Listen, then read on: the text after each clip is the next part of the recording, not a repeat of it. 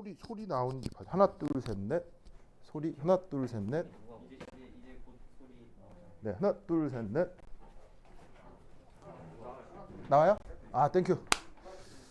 오케이. 가만히 있어봐. 여긴 키 익스텐션이 있구나. 여기 하나 있구나. 콘센트가 여기 처음 와봐가지고 위치를 모르겠네. 이게 이게 최대한 길어져 봐. 이게 다구나. 아, 미안해요. 잠깐 뽑아줄래요? 어이, 고마워. 근데 얘를 그러다가 이거 해놓고 시험에 나올 수도 있습니다. 어디다가 연결을 해요? 아, 여기 있구나.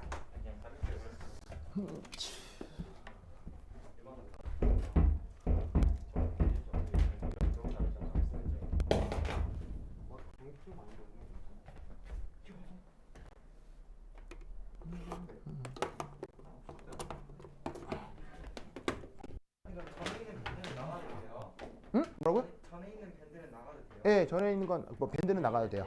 저거 좀 놔줄래요? 예, 저 옛날 밴드는 나가셔도 되고요. 밴드 옛날 배경화면 나올 텐데 아, 진짜로요? 아, 알았어요. 또 다른 걸로 해줄게요. 그럼 또. 거기 잠깐만 둬주세요. 예.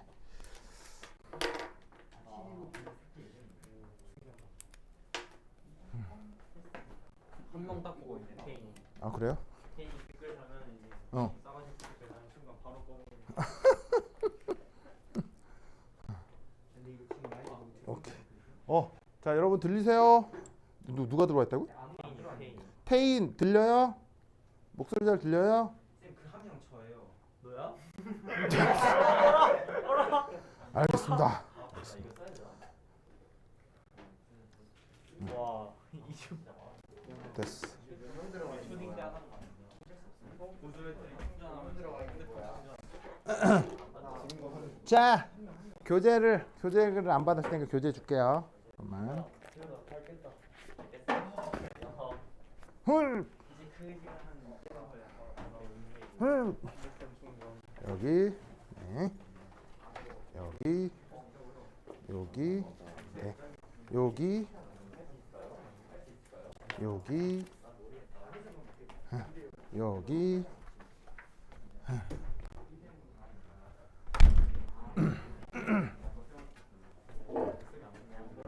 여기, 여기, 예, 여기, 예, 또, 여기, 됐죠? 오케이.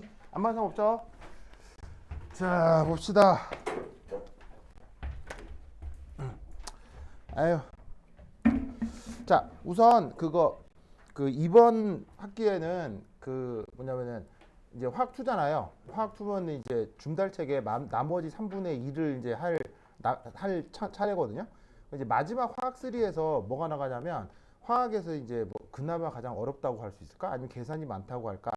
하는 이렇게 산염기 계산, 평형 계산, 전기화학, 그다음에 배위화학이 이제 또 준달책의 마지막에 있거든요. 그게 좀 까다로운데 그거를 제외하기 전까지 범위가 보통 화학2예요. 그래서 그 보통 진도는 화학2에서는 어디까지 나가냐면 화학 평형까지 나가는데 그 화학 평형에서 산염기가 들어갈 수도 있고 뭐 안 들어갈 수도 있고 뭐 들어갈락 말락 여기까지가 보통이거든요.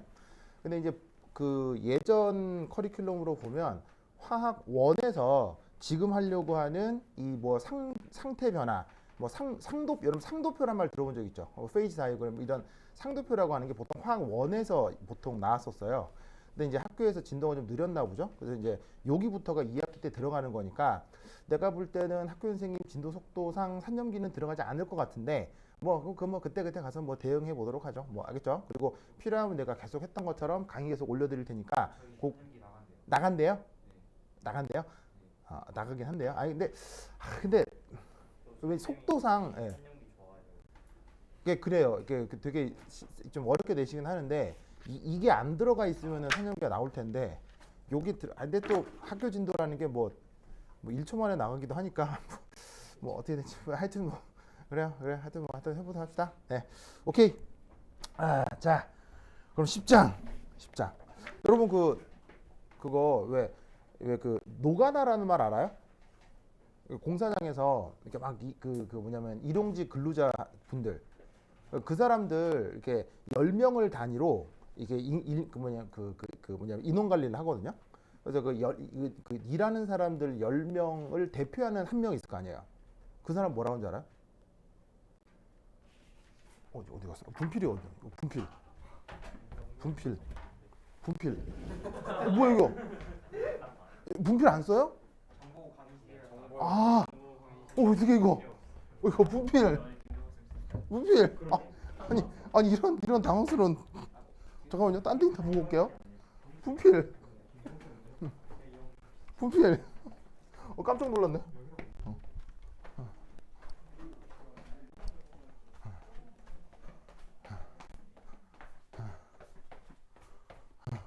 분필.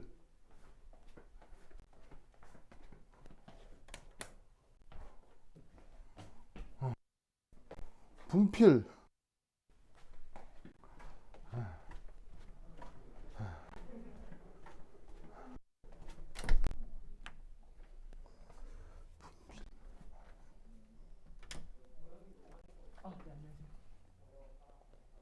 여기 혹시 분필 쓰는 데가 아니라 그러는데 이거 어떻게지? 분필 혹시 보신 적 있어요? 아 죄송합니다. 아니 대리님 이거 체크해 보시고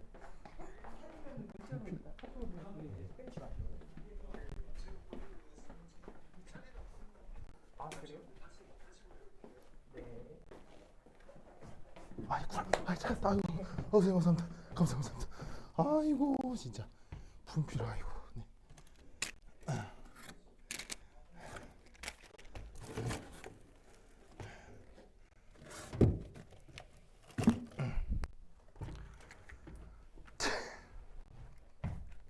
야 돌겠어 이거.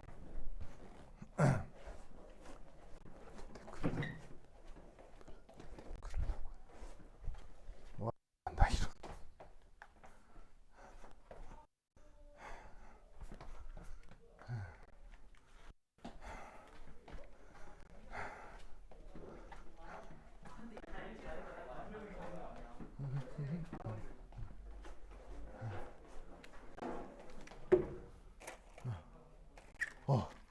찾았다.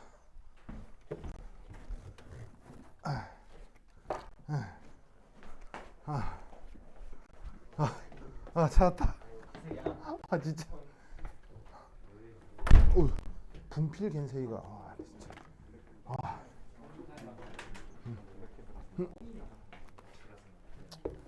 오케이. 진짜. 분필이 태클을 거네요. 진짜.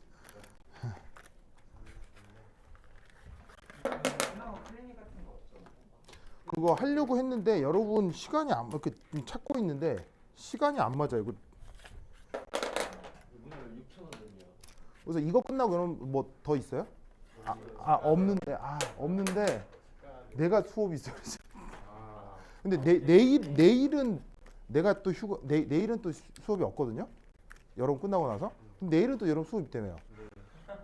진짜. 하여튼 좀 더 고민해 볼게요, 그거는. 네, 참네. 이거 받아세요. 네, 받아가세요. 아유 고마워요. 네, 고마워요. 됐다. 뭐라고요? 이게 뭐냐면 우리 자료를 남기는 목적이 있어요. 저 이거 자, 유튜브에 올리신 영상들 다 공개되어 있어요. 예, 뭐라고요? 그래서 바꿨어요. 다 바꿨어요. 자, 요까지 나와요? 화면 좀 봐주세요. 요까지 나와요? 얘들아 이거 좀 봐주세요. 요거 나와요? 화면에? 요거 나와요? 좀 그다음에 여기는요? 안 나와요? 요건 안 나와요? 네. 요까지 나와요?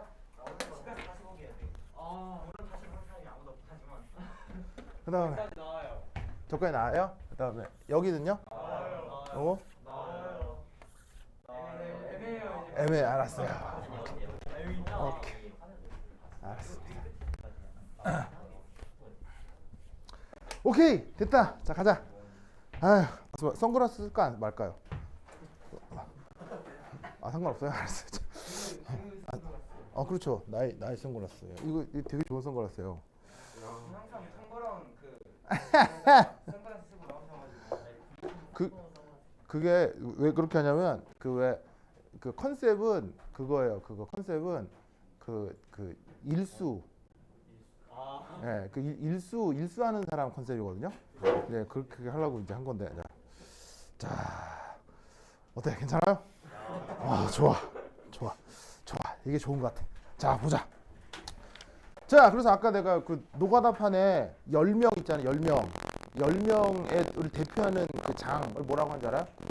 그걸 10장이라고 해요. 지금 10장 맞죠? 10장. 그래서 이제 그 여러 가지 상태 변화에 대한 얘기를 주로 할 거거든요. 그래서 이제 그 얘기를 좀 해볼 건데, 우선 첫 번째는 교재에 뭐가 나오냐면 기체, 액체, 고체, 뭐 이렇게 본체, 성질 뭐 이런 말이 나와요. 근데 이제 그 다음에 나올 내용이 바로 표면 장력인데, 표면 장력이 사실은 매우 중요하거든요. 굉장히 중요한 주제예요. 그래서 표면 장력 같은 경우에 특히나 서울대나 카이스트 같은 데서 그 뭐냐면은 학교 입시 문제로 되게 잘 나옵니다. 그런데 여러분 학교에서는 표면 장력이 시험 문제로 나온 적이 거의 없거든요. 그래서 표면 장력은 패스 하겠죠. 넘어가겠습니다. 그래서 혹시나 궁금해하는 분들을 위해서는 표면 장력은 내가 또 강의를 업로드를 할 테니까 그거를 보고 관심 있는 분들은 봐주시고, 혹시나 또 커리큘럼 약간 바뀌었다고 해서 선생님이 그 표면 장력 수업을 학교에서 할 수도 있으니까 그때 대비해서 또 이제 그 표면 장력 강의는 올려놓을게요. 알겠죠? 자, 그래서 이제 그 다음 어디로 가시냐면 쭉 넘어가서 표면 장력이 되게 중요합니다. 중요한데, 자, 쭉 넘어가서 28페이지. 한번 봅시다. 28페이지. 이제 이거로는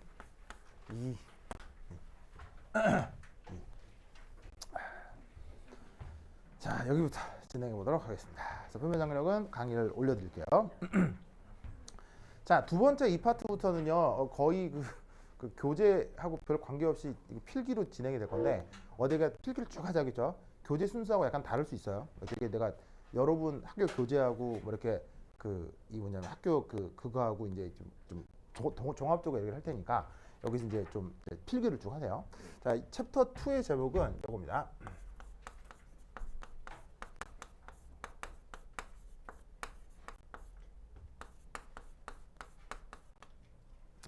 이렇게 쓰자.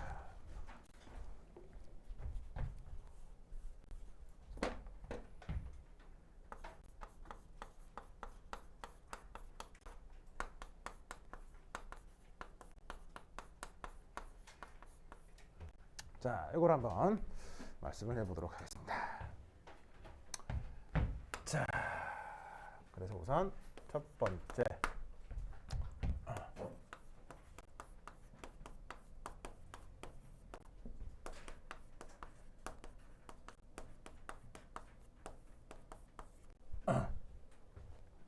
이거 한번 보시죠.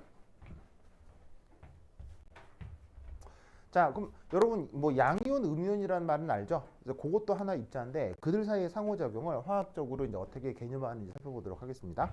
자, 우선 첫 번째 1.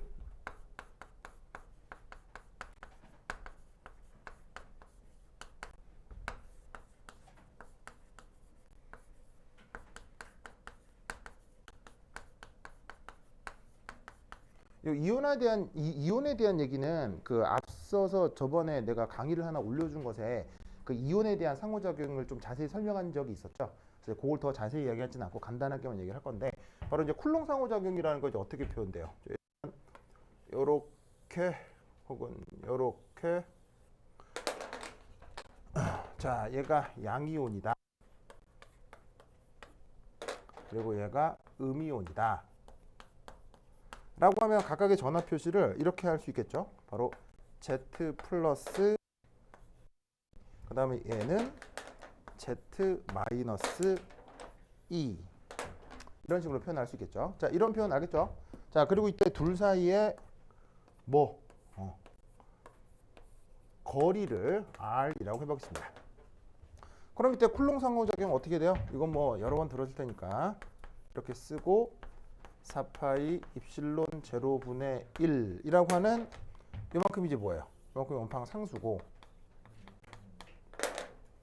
바로 여기서 거리분의 z 플러스 2 z 마이너스 2 이런 식으로 이제 표기가 될 거란 말이죠. 그래서 이렇게 표현된 게 바로 쿨롱 상호작용으로 표현되는 바로 위치 에너지가 될 거고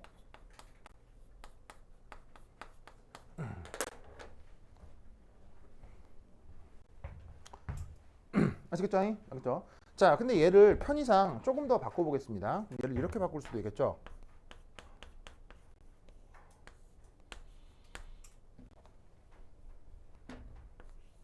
이렇게 하고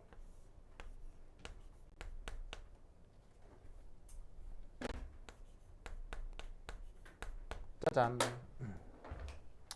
이렇게 보이죠? 그럼 이렇게 하는 이유가 뭐냐면 자, 2라고 하는 게 뭐죠? 바로 전자 전하량 한 개의 크기잖아요. 그럼 전자 전하량 한 개의 크기는 바뀌어요? 항상 일정해요? 일정하죠? 일정하니까 여기도 2가 있고 2가 있으니까 밖으로 빼버리면 이만큼을 어떻게 될 수 있어요? 이만큼이 바로 이제 전체적인 상수라고 볼 수 있는 거죠. 변치가 않는 거예요. 그럼 여기는 Z 플러스 Z 마이너스는 뭐라고 생각할 수 있냐면 바로 전하 곱이 되는 거죠. 전하 곱, 이온가 곱 이렇게 표현해 봅시다. 그리고 R은 거리가 되는 거고요. 그러니까 뭐 예를 들어서 뭐 왜 우리가 이온 결합 화합물 중에 MgO 이런 화합물이 있을 수 있잖아요. 그럼 이때 얘네들을 몇 플러스 몇 플러스라고요? 그럼 2 플러스 2 마이너스 이렇게 얘기를 하는 거니까 여기서 2 플러스가 Z 플러스가 되고 2 마이너스가 Z 마이너스가 되는 거지. 뭐 어떤 뜻인지 알겠죠? 그래서 이제 이온 결합 화합물을 생각을 할 때 요만큼을 그냥 상수로 따로 떼버리고 바로 거리와 이온가 곱으로 이온들의 그 상호작용을 생각을 해보겠다 이런 말이에요. 아시겠죠? 자, 그럼 이제 이 상태에서 얘가 이온 결합 물질을 이루게 되면 자, 어떻게 되느냐? 저기는 저 양이온하고요. 좀 더 크게 그려볼까? 자, 저기는 음이온이 보시다시피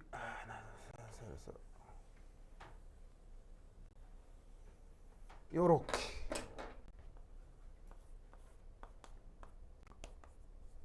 접한다라고 가정할 수 있겠죠.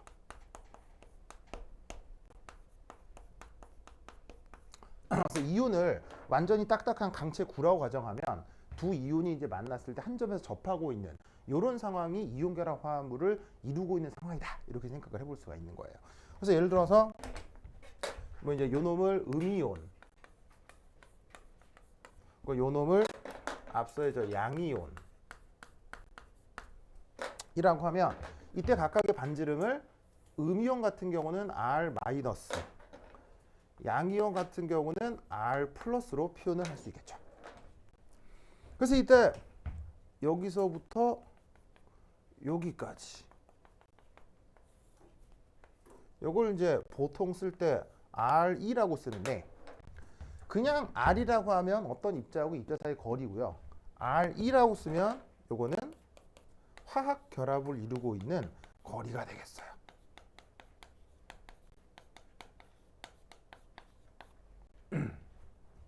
아시겠죠? 자, 그럼 이때 여기에서 이 화학 결합을 이루고 있는 이 상황에 이 R2하고 R-R 플러스는 어떤 관계가 있을 수 있을까요? 바로 이제 첫 번째는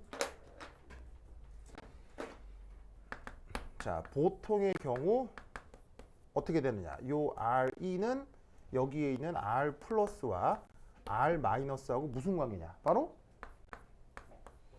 이런 관계겠죠.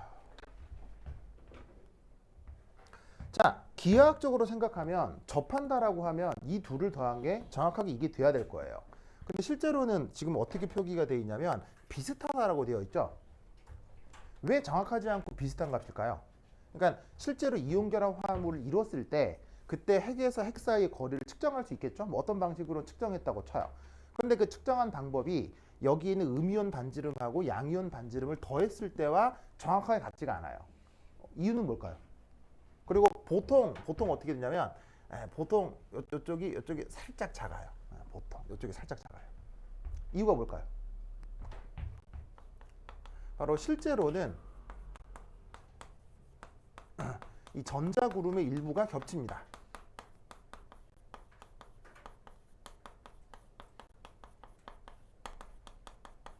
그래서 이온 결합이라고 하더라도 약간 공유결합적 성격이 나타나면서 이쪽 음이온 반지름, 양이온 반지름의 전자구름이 약간 오버랩이 돼요. 그래서 여기서부터 여기까지 거리가 실제로 그냥 이렇게 측정한 거하고 이온 반지름을 더한 거하고 약간 차이가 있어요. 뭐 하지만 큰 차이가 아니기 때문에 그냥 근사적인 계산에서는 양이온 반지름하고 음이온 반지름을 더하면 그게 바로 화학결합 거리다. 이렇게 가정을 해볼 수가 있죠. 알겠죠? 그래서 이 경우 이렇게 화학결합을 이룬 상태에서 쿨롱 에너지는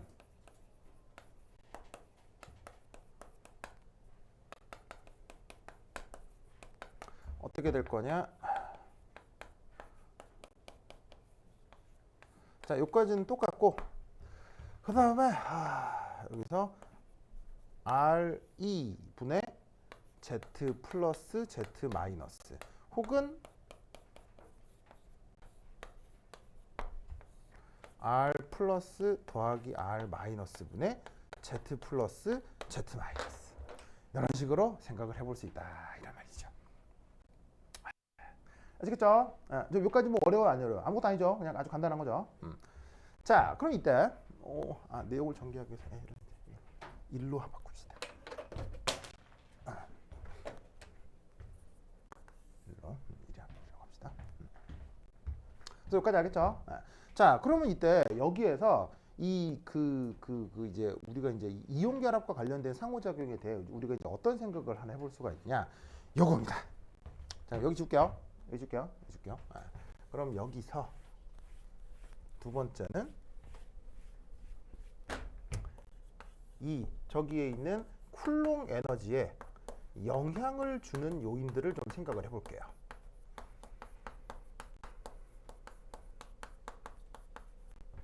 자, 수식이 이거니까 보시다시피 여기에 있는 요만큼은 상수고 얘가 변하면 얘가 보시다시피 결정이 되겠죠. 자, 그럼 이때 여기서 이 에너지는 그 부호가 어떻게 될까요? 이 에너지의 부호는 지금 얘가 위치 에너지라고 했는데 이 부호는 어떻게 될까요? 얘가 부호가 마이너스가 되는 거 아니겠어요? 왜 그러냐면 여기에 있는 모든 숫자들은 다 양의 상수 Z 플러스 Z 마이너스에서 플러스 이온가는 플러스 값을 갖고 마이너스 이온가가 마이너스 부호를 갖기 때문에 두 개가 곱해진 이 값 역시 부호가 마이너스가 된다고요. 알겠죠? 그러면 우리가 어떤 그 경향성 생각을 할 때 플러스 관점으로 생각하는 게 편해요? 마이너스 관점으로 생각하는 게 편해요? 플러스 관점으로 생각하는 게 편하죠. 그래서 지금 이것도 어떻게 생각을 할 거냐면 요 쿨롱 에너지의 크기를 좀 생각을 해볼 거예요. 크기 아시겠죠? 요 크기를 좀 생각을 해볼 거다. 그래서 얘가 언제 커지느냐 혹은 작아지느냐 그 생각을 해보겠다 이런 말이죠. 그럼 얘가 언제 커지느냐? 첫 번째는 바로 저 Z 플러스 Z 마이너스의 이 곱의 크기가 커지면 얘도 같이 커진다 이런 말이에요. 뭐 수직상에서 당연하죠. 너무 당연한 거고요. 두 번째는 바로 여기에 있는 쿨롱 에너지의 크기가 또 언제 커지느냐? 아이고 이거 빼먹었네.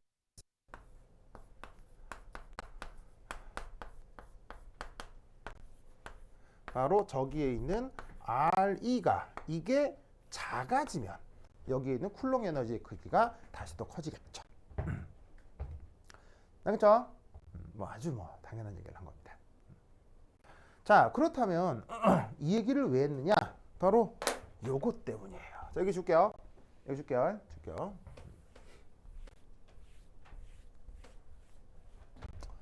자, 그래서 이제 두 번째 이온 결합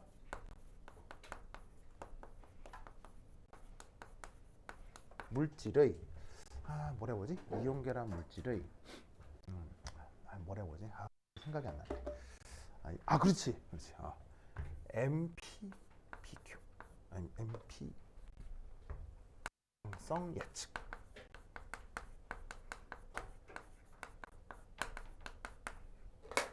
자, 여기 MP란 말이 있는데 우리말로 바꾸면 뭐예요? 바로 녹는 점을 얘기하는 겁니다. 원래 영어 표현은 뭐죠? MP는 뭘 줄임말이죠? 영어로? 멜팅 포인트. 자, 이온결합 화합물의 녹는 점은 사실 굉장히 예측하기 까다롭습니다. 일반적으로 이온결합 화합물의 녹는 점에 대한 완벽한 이론은 없어요. 그래서 실제로 예측하기가 아주 어려운데 지금 하려고 하는 예측은 아주 기초적인 예측, 알겠죠? 당연히 여러분들 시험 문제에 나온다면 어떤 식으로 나오겠어요? 아주 기초적으로, 하겠죠? 충분히 예측 가능한 수준에서만 나오니까 걱정하실 필요가 없어요. 그러면 그 이온결합 물질의 아주 기본적인 녹는 점 경향성 예측 어떻게 되느냐? 바로 이겁니다. 이 녹는 점이 커져요. 언제? 저 앞에서 정의한 쿨롱 에너지의 크기가 커질수록. 이게 가장 기본적인 경향성입니다. 그러니까 쉽게 얘기해서 이온 사이의 정전기적 인력이 클수록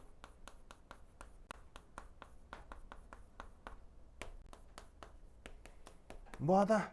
녹는 점이 높아진다. 혹은 클수록 녹일 때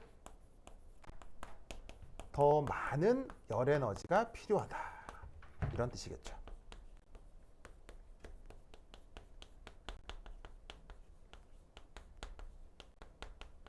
자, 얘는 더 이상 추가적인 설명하지 않아도 굉장히 직관적으로 충분히 짐작할 수 있겠죠. 양이온하고 음이온 사이고 쫀쫀히 결합되어 있으니까 열을 가해도 잘 안 녹아진다는 얘기예요. 그러니까 둘 사이의 인력이 약할수록 조금만 열을 가해도 이온하고 이온이 잘 떨어져 나온다 이런 얘기지. 아시겠죠? 자, 그런데 재밌는 건 그렇다면 이 녹는 점에 이 쿨롱 에너지가 거의 직접적 영향을 주는 것 같은데 이 쿨롱 에너지에 어떤 요소가 영향을 준다는 얘기예요. 바로 이온과 곱하고 그 다음에 결합거리가 영향을 준다는 얘기죠. 그런데 잘 봅시다. 여기에 있는 이온과 곱이 여기에 쿨롱 에너지에 영향을 주는 경향성과 여기에 있는 결합거리가 이 쿨롱 에너지에 주는 경향성이 서로 경향성이 같아요? 서로 경향성이 반대예요? 어때요?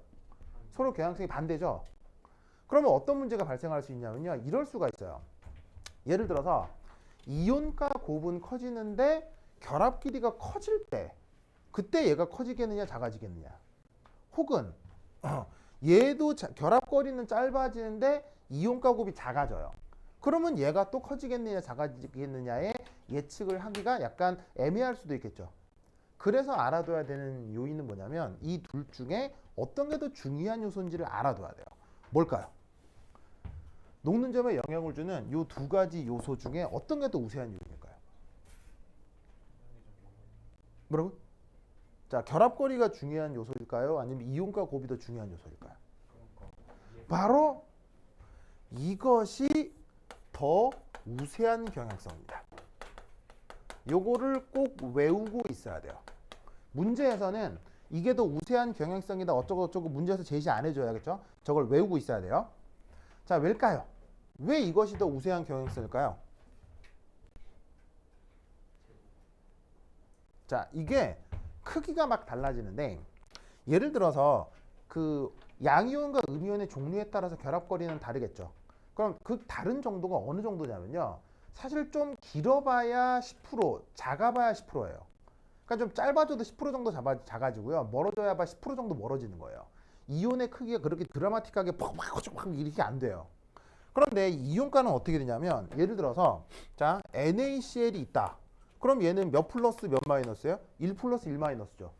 그럼 얘는 Z 플러스 Z 마이너스 하면 값이 얼마예요? 1이죠. 근데 아까 얘기했던 MgO다. 그럼 2 플러스 2 마이너스다. 그럼 얘는 Z 플러스 Z 마이너스 하면 값이 어떻게 돼요? 이렇게 될 거 아니에요. 몇 프로나 변해요? 한 400% 변하죠. 그러니까 얘는 많이 변해야 10%인데 얘는 막 200%는 쉽게 변한다고요. 그러니까 얘보다는 얘가 훨씬 더 중요한 요소예요. 무슨 말인지 알겠죠? 그러니까 여러 이온 결합 물질들의 녹는 점 비교를 하라고 할 때 맨 먼저 뭘 보라는 얘기예요? 그 녀석이 이온가를 먼저 봐야 된다는 얘기예요. 알겠죠? 그래서 이온가가 크면 클수록 무슨 뜻인지 아시겠죠? 크면 클수록 기본적으로 녹는 점이 높은 거예요. 그리고 그러고 나서 그걸로 결정이 안 될 때 그다음 결합 길이 요소를 보라는 얘기예요. 무슨 말씀인지 아시겠죠? 요거 사실을 잘 기억해 두시기 바랍니다. 그런데 무기화학에서 또 굉장히 또 좀 어려운 심층 주제로 들어가게 되면 때로는 이온가가 커지다가 이온가가 심하게 커지면 오히려 농점이 줄어드는 경향성이 있어요. 무슨 뜻인지 알겠죠? 그리고 여기 있는 결합거리 있잖아요. 결합거리도 작아지면 작아질수록 쿨롱 에너지가 커져서 농점이 올라간다고 했잖아요. 근데 어떤 경우는 얘가 결합거리가 너무 작아지다 보면 오히려 농점이 더 감소하는 경우가 있을 수도 있어요. 아시겠죠? 근데 그것은 1학년 과정에 다루지 않을 것 같습니다. 알겠죠? 이제 그거는 아주 무기화학의 전문 과정에서 배우는 거라서 그거까지 학교에서는 하지는 않을 것 같은데, 근데 뭐 혹시나 그 뭐 여러분 이름 쌤 알잖아요, 그죠? 그 양반이 뭐 할 수도 있죠. 그렇다면 또 내가 또 하시면 또 내가 또 이제 관련해서 또 자료를 드리도록 하겠습니다. 아시겠죠? 근데 1학년 수준에서는 요거면 돼. 알겠죠? 알겠죠? 자, 그렇다면 요거 가지고 이제 우리가 어떤 문제들을 풀어낼 수가 있느냐? 자, 교재 한번 봅시다. 교재에 저기 보시면 문제가 하나 있는데 29페이지에 연습 문제 4 한번 보셔. 요런 것들이 나올 수 있어요. 이런 거 학교 기출을 되게 많이 나와요. 되게 많이 나와 이런 거. 그리고 중달에도 이런 거 연습 문제 되게 많아요. 그래서 거기 이제 연습 문제 1. 연습 문제 몇 번이야 이거? 연습 문제 4.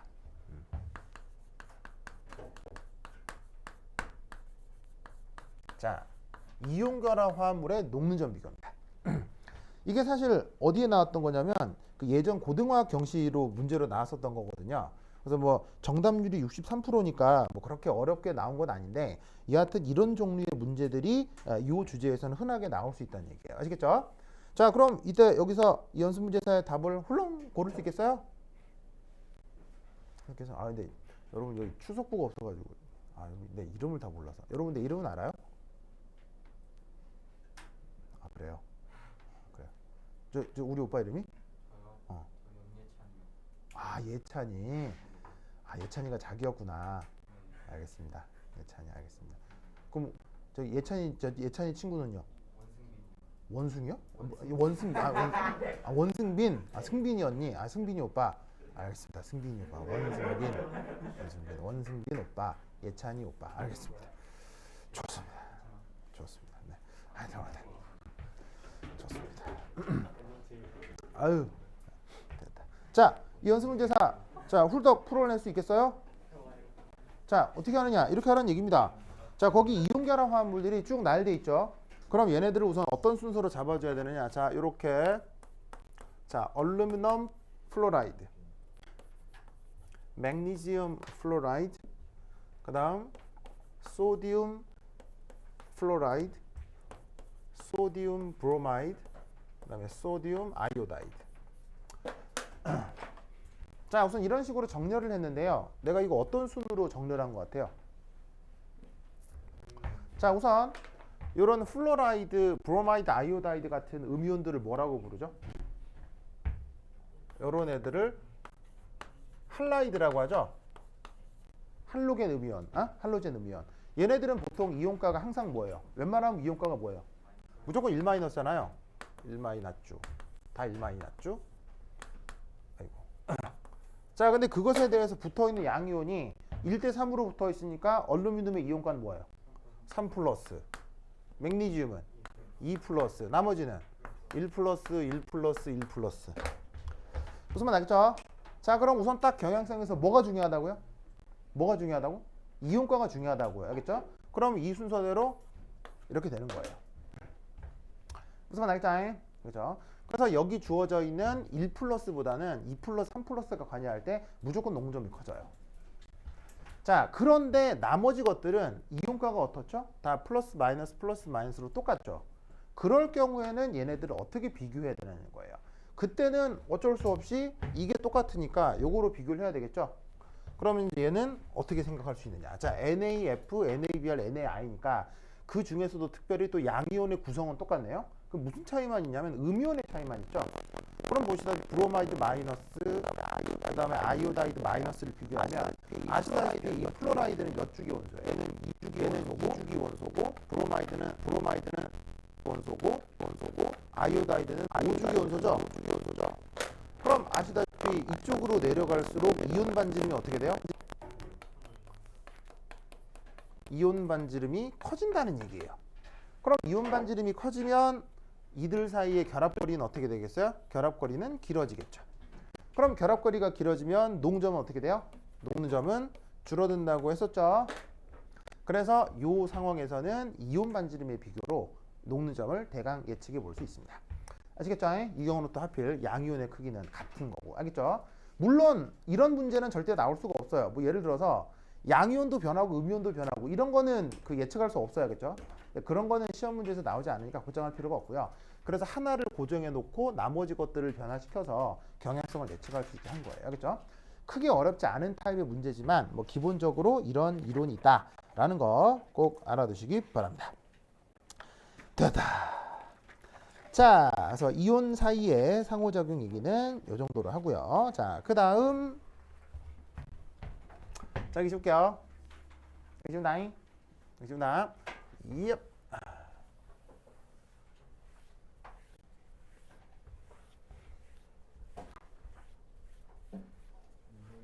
아, 예. 승빈이가 에어컨 좀 온도 좀 줄이세요. 그래요? 많이 추워요? 그래요. 그래, 추울 수 있죠. 네. 그래요?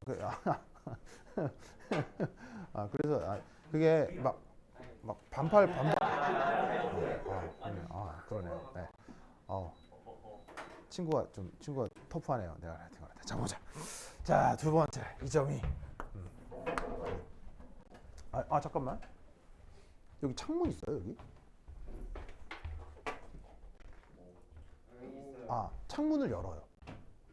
창문 열어. 창문을 잠깐만요.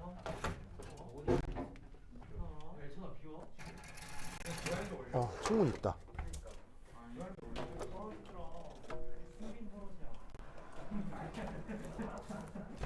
올리는데. 근데 잠깐만. 창문 열면 안 되겠다. 그게 없네요, 여기는. 방충망이요. 안 되겠다. 날씨 너무 좋지 않아요? 미세먼지로. 이게 그거 그게 없네. 방충망이 없네. 그거 항상 그 내가 얘기한 적 있죠. 그거 히터하고 에어컨 뜰 때는 항상 문 열라고. 얘기한 적 없어요? 그 히터하고 에어컨을 쓸 때는 항상 창문을 열어요. 알겠죠? 네. 그거 이유는 알죠? 이유는 알아요? 몰라요? 특히나 지금 팬데믹 그 상황에서는 무조건 창문을 열어야 돼요. 왜냐하면 지금 우리나라에서 당장 큰 문제는 없지만 혹시나 누구나 여기선가 누군가 보균자가 있다고 하면 호흡을 통해서 나올 수 있잖아요. 그럼 에어컨이나 히터라고 하는 건 뭐예요? 공기 순환 장치예요. 누군가가 웩 뱉었잖아요. 그럼 얘가 들어가요. 여기 들어갔다가 안에서 돌아와서 다시 쭉 배출되는 거예요. 아까 승빈이 에어컨 직방으로 맞았죠. 거기에 섞여서 직방으로 이렇게. 무슨 말 알겠어요? 그래서 이런 상황에서 항상 열어서 환기를 시켜줘야 돼요. 알겠죠? 네, 그래서 이제 그런 이유가 있고, 근데 그것보다 더 중요한 이유는 바로 이제 이산화탄소 중독이에요. 닫힌 공간에서 문을 계속 닫아두게 되면 이산화탄소 농도가 올라가겠죠. 그럼 어떻게 되냐면 처음에는 별 느낌이 없다가 점점 이제 증상이 나타나요. 쉽게 얘기하면 예를 들면 이렇게 무기력해지고 그 다음에 이제 판단력이 둔해지고 이런 식의 이제 부작용이 오게 돼요. 네, 그게 이산화탄소 중독이에요. 그게 결국 뭐냐면 여러분 수업 듣다가 듣는 게 그 이산화탄소 중독의 한 현상이라고요. 그래서 수업을 듣거나 공부를 할 때는 항상 환기를 해야 돼요. 무슨 말 알겠죠? 알겠죠? 네. 근데 이제 더더욱 심각한 문제는 환기를 해야 되는 이유는 바로 방사능 때문이에요. 방사능 때문에라도 환기를 무조건 시켜야 돼요. 알겠죠? 무슨 말 알겠죠? 네. 방사능 얘기는 해줬어요, 내가? 아니요. 안 해줬어요? 그 방사능 얘기는 뭐냐면 여러분 자연 방사능은 알아요? 알파선, 베타선, 감마선? 그러면 자연 방사선도 방사선이죠. 근데 자연 방사선은 사실은 자연이래도 방사선은 생명에게 좋아요, 나빠요? 무조건 나쁘거든요. 하지만 자연스러운 방사능은 인간이 견딜 수 있어요, 없어요? 인간이 견딜 수 있단 말이죠. 왜? 펩타이드 결합으로 돼 있으니까요. 펩타이드 결합이 어떻게 생긴 거예요? 펩타이드 결합이 이렇게 생긴 거거든. 이렇게 생긴 거거든요.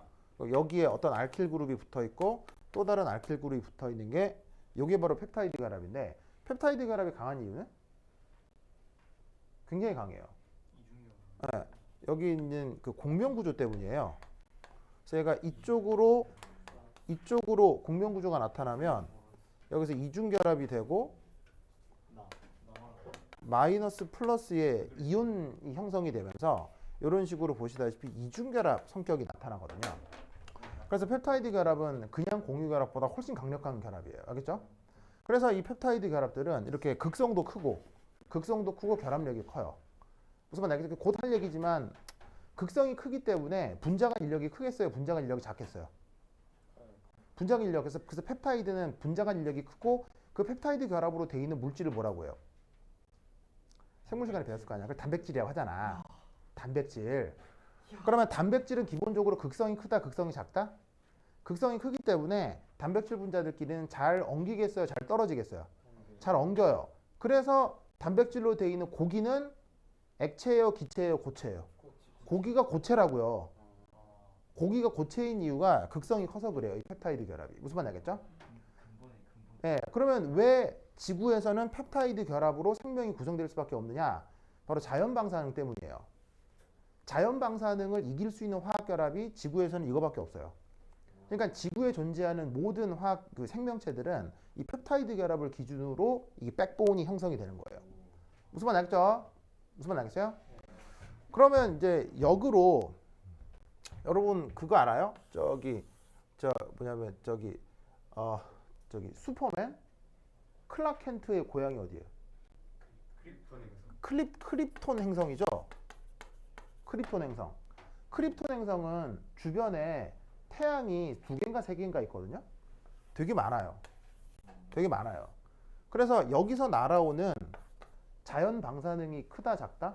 이게 태양보다 더 큰 행성이 그 크립톤 행성 주변에 태양이 있거든요. 그럼 여기서 날아오는 자연 방사능이 훨씬 많아요. 그러면 크립톤 행성의 생명들은 단백질로 구성되어 있겠어요? 다른 결합으로 구성되어 있겠어요? 다른 결합으로 구성되어 있어야 되겠죠. 주변의 자연 방사능을 이길 정도로 강력한 화학 결합이 돼. 그게 뭔지는 몰라도.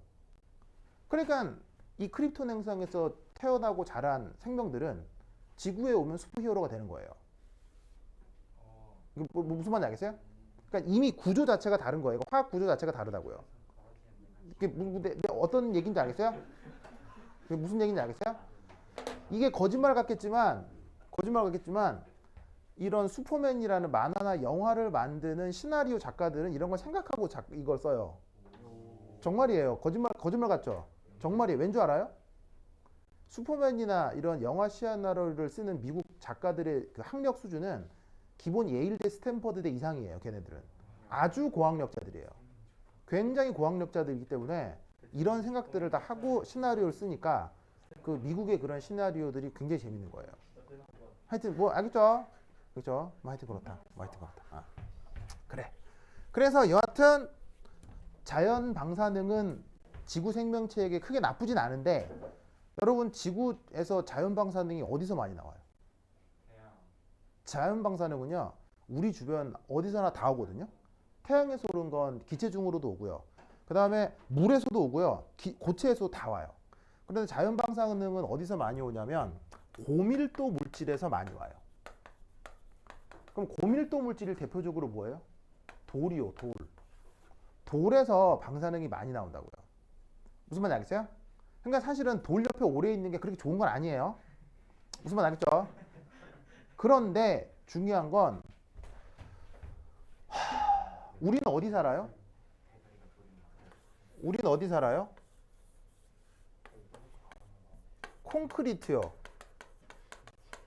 둘러싸여 살잖아요. 이거는 기체예요, 액체예요, 고체예요? 이게 인간이 만든 돌이잖아요. 그럼 여기서 뭐 나오겠어요? 알파, 베타, 감마선이 나온다고요.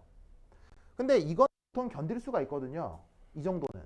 그런데 재밌는 건 현대인들은 어디 사냐면요. 건물에 산다고요. 건물에 산다고요. 무슨 말인지 알겠어요? 그러니까 옛날 사람들은 그냥 한 칸짜리 집에 산다고. 옛날 사람들은. 그러니까 여기서 드나드는 그 자연방사능은 크게 문제가 없는데 인간은 어디 살아요 지금? 지금 현대 건물에 살죠. 그럼 어떤 일이 벌어지냐면 여기서 나오고 여기서 나오고 여기서 나와서 방사능이 농축돼요. 이해하겠죠? 자연과학적으로 굉장히 그럴듯하죠. 그래서 건물 안에서는 자연방사능 수치가 10배 이상 올라가요. 그래서 그 자연방사능을 계속 들이마시면 어떤 일이 벌어지냐면 나는 평생 단 한 번도 담배를 펴보지도 않았고 술도 안 먹었는데 난데없이 폐암에 걸리는 일이 생기는 거예요. 그래서 그걸 막기 위해서는 환기를 해야 돼요. 그렇죠?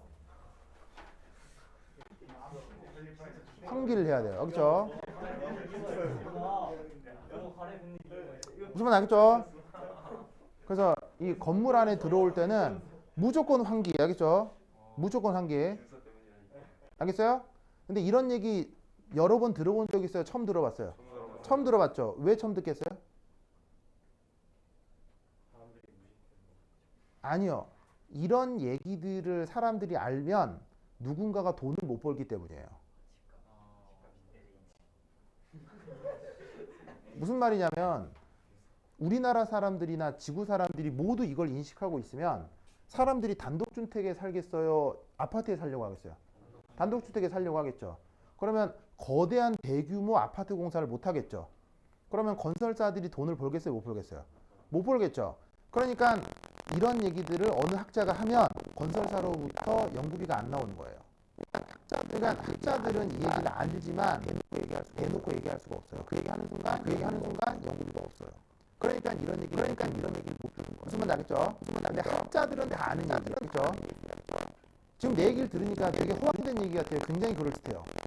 굉장히 그럴듯하죠? 이거 내 얘기가 아니고 학자들이 공감하는 얘기예요. 하지만 절대로 안 해주는 영업 비밀이에요. 무슨 말인지 알겠죠? 근데 나는 뭐 아무도 관심을 갖지 않는 사람이니까 나의 생활비는 여러분으로부터 오기 때문에 나는 이제 여러분들의 건강이 더 중요한 거지. 무슨 말인지 알겠죠? 만약에 내가 펀드를 뭐 건설사에서 받으면 내가 이런 얘기 안 하지.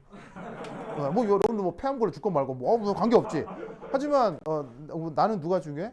여러분이 중요하니까 이거 해드리는 거지. 알겠죠? 그래서 건물 안에 들어오면 항상 뭐 환기. 하지만 모기는 짜증난다. 어떻게 다시 닫았어요. 알겠죠? 왜 반충한 게 없지 이거? 반충한 게 없지? 이 창문 열어야 되는데. 진짜 하여튼 그렇다. 자, 어쨌건 anyway. 자, 그다음 가자. 그다음은 이겁니다. 뭐부터 해볼까? 그다음은 이온과 극성 분자 간 상호작용이에요. 요걸 알아야 돼. 그리고 여러분 그 저번 학기 때 그 준달책에 있는 그 6장 열화학도 학교에서 하긴 했어요? 안 했어요? 이번에 한다고 했어요? 자세히 안 했구나. 그럼 이거 다 해야 돼요? 해야 돼요? 알겠습니다. 자, 지금 굉장히 중요한 거다, 그죠? 굉장히 중요해. 잘 들어야 돼. 자, 이게 뭐냐? 자, 여기 여러분 극성 분자란 말은 알죠? 루이스 구조 그려봤으니까. 그러면 사실 극성 분자가 우리 지구에 뭐 몇 개 없겠어요? 뭐 됐다 많겠어요? 무지하게 많겠지만 그 극성 분자들 중에서도 제일 유명한 게 누구야? 그렇지. 물 얘기하겠다 이런 얘기예요. 다른 상호작용도 있지만 왜 물을 얘기하느냐? 쉽게 얘기하면 이온이 물에 잘 녹아요? 잘 안 녹아요? 이온이 물에 잘 녹고 심지어 바다 같은 경우는 진짜 거의 뭐 무한대만큼으로 대량으로 녹아 있잖아요. 그런 상황에 대한 설명을 좀 해보겠다 이런 얘기 알겠죠? 그래서 지금 이제 첫 번째 1. 자, 슈화 과정.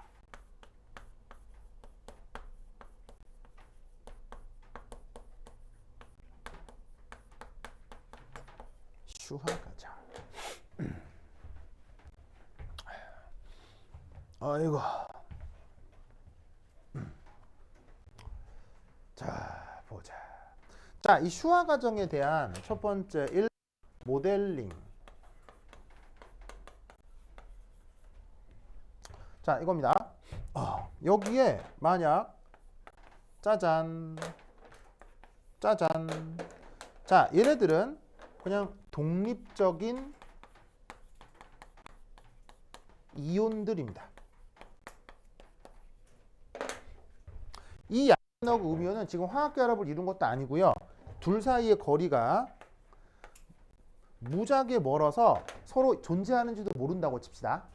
그리고 주변에는 아무것도 없고요. 그냥 양이온만 있고 음이온만 있고 그냥 따로따로 있는 그런 상황이라고 해보자 이런 말이죠. 이때 여기에 더하기 H2O 리퀴드. 이걸 하게 되면 여기서 이제 어떤 일이 벌어지느냐. 바로 이거란 얘기예요. 자, 표현의 편의를 위해서 양이온도 이제 조금 이제 크게 좀 더 그려보고요. 음이온도 조금 더 크게 이렇게 한번 그려보도록 하겠습니다. 그래서 얘가 얘고 얘가 얘라고 하자. 그럼 이때 여기서 H2O 여러분 루이스 구조 기억나시죠? 자, H2O의 루이스 구조를 그리면 요래 요래 요래 요래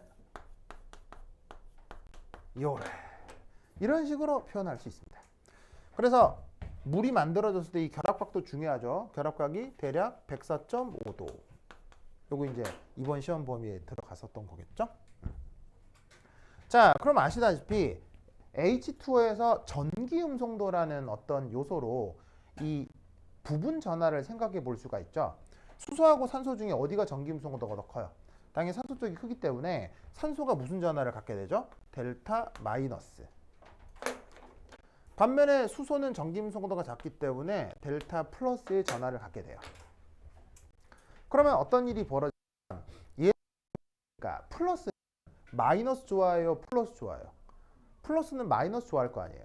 그래서 양이온 주변은 이런 식으로 샴쇼가 머리를 들이밀고 이 양이온을 둘러싸게 되는 거예요. 알겠죠? 반면에 음이온은 마찬가지로 마이너스 좋아요, 플러스 좋아요. 음이온은 마이너스 플러스 좋아할 거 아니에요. 그러니까 이 H2O 중 요 슈쇼가 보시다시피 머리를 들이밀고 요렇게 음이온을 둘러싸게 되는 거예요. 그러면서 플러스 양이온과 델타 마이너스 사이, 그리고 마이너스와 마이너스 이온과 델타 플러스 사이에 여기서 정전기적 인력,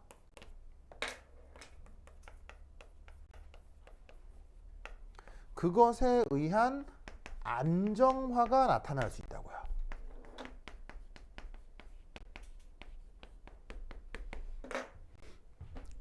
무슨 말씀 아시겠죠? 그것을 뭐라고 부른다? 수화라고 합니다.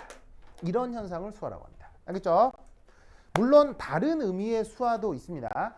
나중에 유기화학을 배우게 되면 그때는 화학 반응성 측면의 수화가 있는데 이거는 지금 화학 반응을 하고 있는 건 아니에요. 새로운 이온 결합이나 공유결합이 만들어지거나 해체되는 상황이 아니라 화학 결합은 아닌데 이렇게 물리적인 상호작용을 통한 수화를 이렇게 정의를 하는 겁니다. 알겠죠? 자, 참고로 영어 단어 공부 하나 할까요? 자, 하이드라 이게 무슨 뜻이에요? 하이드라 이게 무슨 뜻이에요? 이게 물이라는 뜻. 히드라요? 하이드라 이거. 자, 얘는 이제 어근상 물이라는 뜻이에요. 뭔 뜻이라고? 물. 그다음에 뒤에 에이션 있죠. 에이션. 이게 한자말로 번역하면 될 화자예요. 그래서 영어의 어근에 이런 뜻이 있거든요. 그러니까 얘를 그대로 한자말로 번역한 거예요. 알겠죠? 그래서 물이 뭐 어떻게 되다라는 뜻으로 영어로는 이렇게 쓰고 한자말로는 이렇게 바꿔 쓴 거예요. 알겠지? 그래서 이런 상호작용을 뜻하는 것이다. 오케이 되다. 알겠죠? 예? 자, 그럼 이따 여기서 이 수화 과정에 대한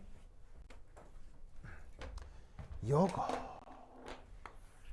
두 번째 이 수화 에너지를 정의해야 됩니다. 이거 중요해. 이거 굉장히 중요해. 이거 굉장히 중요해. 이거 문제 나오면 되게 헷갈려서 틀릴 수 있어. 잘 봐야 돼. 수화 에너지의 정의. 자, 수화 에너지는 어떻게 표현을 하냐면 이렇게 표현을 합니다. M 플러스 가스 H2O 리퀴드 M 플러스 AQ X 마이너스 가스 H2O 리퀴드 X 마이너스 AQ 요 반응식을 눈여겨보셔야 돼요.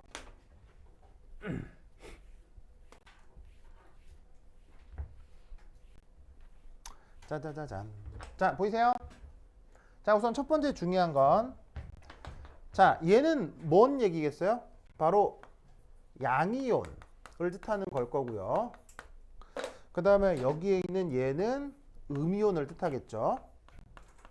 관습적으로 양이온은 보통 M으로 많이 표현하고요. 음이온은 X로 많이 표현을 하는데 그거는 양이온이 보통 금속이 많이 돼서 금속을 대신하는 메탈이라는 말을 쓴 거고 음이온은 보통 비금속으로부터 많이 되니까 비금속은 보통 X로 많이 표현을 하거든요. 그래서 이제 그런 관습을 따른 거다. 이때 중요한 게 이 양이온이 됐건 음이온이 됐건 이 상태가 무슨 상태? 상태가 기체라는 것을 반드시 기억하셔야 돼요. 상태 중요해요. 상태 아주 중요해요. 그래서 양이온이 됐건 음이온이 됐건 기체 상태에서 H2O 리퀴드랑 만나가지고 그 양이온이 자 AQ가 뭐예요? 바로 수용액 중이라는 뜻이죠. 바로 물 속에 잘 녹아있는 상태를 뜻하는 거예요. 무슨 말 알겠죠? 알겠죠? 이런 반응을 이걸 수화 반응이라고 하는 거예요. 무슨 말 알겠죠? 그래서 수화 에너지의 정의 여기다 그냥 쓰면 수화 반응의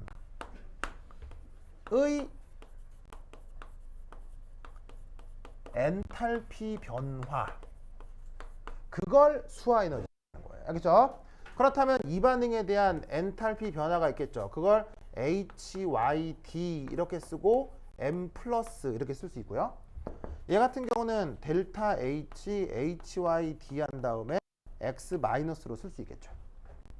그래서 이 주어져 있는 양이온 기체가 물속에 녹아있고 음이온 기체가 물속에 녹아있는 이 반응을 수화 반응이라고 하고 그때 측정된 엔탈피 변화가 있겠죠. 얘를 수화 에너지라 한다 이런 말이에요. 알겠죠?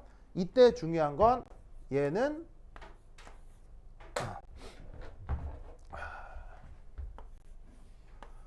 항상 단 하나의 예외 없이 언제나 발열 반응입니다. 요거를 꼭 명심하셔야 돼요. 아시겠죠? 이게 언제나 발열이라는 것을 명심하셔야 된다. 아시겠죠? 요거를 꼭 기억해 두시기 바랍니다. 자, 왜 항상 발열일까요? 왜 발열일까요? 단 하나의 예외가 없습니다. 그럼 자 보세요. 무한대만큼 떨어져 있으면 이건 인력이 있는 거예요, 인력이 없는 거예요? 인력이 전혀 없는 상태인 거예요. 그런데 보시다시피 난데없이 여기서 뭐가 생겼어요? 인력이 생겼죠. 인력이 없는 곳에서 인력이 생겼기 때문에 무조건 위치 에너지가 되겠죠. 양수가 되겠죠. 자, 여기서의 위치 에너지는 얼마겠어요? 인력이 없으면 위치 에너지 0이에요. 이건 그 옛날에 내가 강의 올려준 것도 있고 그 기억하셔야 돼요. 인력이나 청력이 없으면 위치 에너지는 0이에요. 알겠죠? 그런데 인력이 새로 생기면 무조건 위치 에너지는 마이너스가 되는 거예요. 무슨 말인지 알겠어요? 그러면 위치 에너지가 0에서 마이너스가 됐다면 그 둘 사이 에너지 차이도 마이너스가 돼야 되겠지. 무슨 말인지 알겠죠? 그러니까 수화 과정에서는 그게 양이온이 됐건 음이온이 됐건 무조건 무조건 발열이에요. 알겠죠? 꼭 기억하셔야 돼요. 이 수화 에너지에 대해서 그러면 무조건 발열이지만 어떤 이온은 또 굉장히 큰 발열이고 어떤 이온은 발열이 조금 되고 또 이런 것도 있을 수 있겠죠. 근데 그거는 또 지금은 안 배워요. 알겠죠? 그걸 하려면 조금 더 고급스러운 그 과정을 배워야 되기 때문에 그건 안 해도 되고 우선은 요 사실을 기억을 해두라 이런 말이죠. 그만 약자. 오케이 됐다. 지금 몇 시죠? 다시 오고요. 오케이 됐다. 그러면 한 10분 쉬었다 하도록 하겠습니다. 화장실 갔다 오세요. 아이고.